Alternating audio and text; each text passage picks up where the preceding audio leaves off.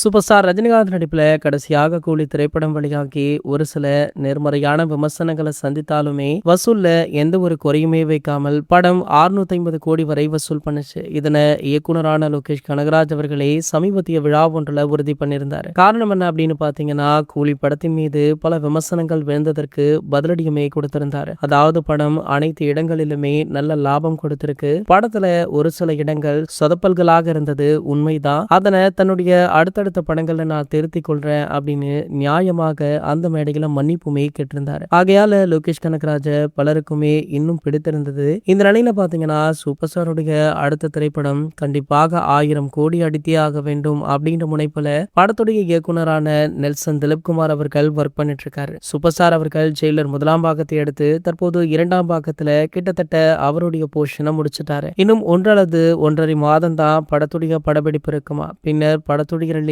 August அல்லது ஜூலைல இருக்கலாம் அப்படின்ற ஒரு டாக் போய் கொண்டிருக்கு. இடையில தமிழக சட்டமன்ற தேர்தல் வேற இருக்கு அப்படின்றதுனால படக்குழுவுமே ரிலீஸ் தேதியை தள்ளி போட்டுட்டாங்க. இந்த நிலையில ரிலீஸ் தேதி தான் தள்ளி போட்டாங்களே தவிர படத்துடைய அப்டேட் கூடிய விரைவிலேயே வெளியாக இருக்கா. இந்த படத்துல சூப்பர் ஸ்டாருடன் ஷாருக் கான் அவர்கள் நடித்துள்ளார் அப்படின்னு ஒரு தகவல் வைரலாச்சு. அந்த தகவல் உண்மைதானாம். மேலும் ஷாருக் கான் அவர்கள் படத்துடைய காட்சிகள் எல்லாம் நடிக்கவில்லை, ஒரு பாடலுக்கு மட்டும் நடனமாடி உள்ளார் அப்படின்ற தகவல் வைரலாகிட்டு இருக்கு. அந்த பாடல் தான் படத்துடைய முதல் சிங்கிள் ட்ராக் பாடலாகவுமே வெளியாக இருக்கா. இது போன்ற செய்திகளை பத்தி நீங்க உடனே தெரிஞ்சுக்க நம்மளுடைய சேனலை மறக்காம சப்ஸ்கிரைப் பண்ணிக்கோங்க.